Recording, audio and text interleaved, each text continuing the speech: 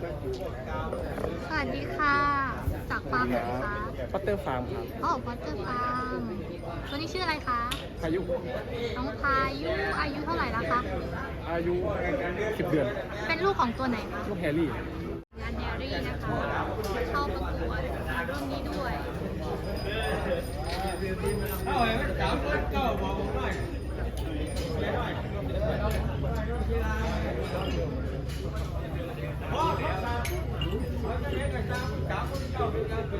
ดูนะคะอยู่หน้า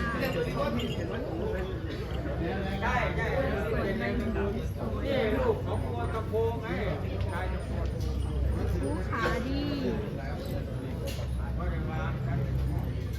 ก็เป็นมวยตัวหนึงที่น่าติดตามนะคะ